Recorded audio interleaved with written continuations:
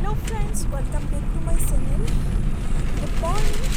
Good morning জনাইছোঁ আজি ৰাতিপুৱা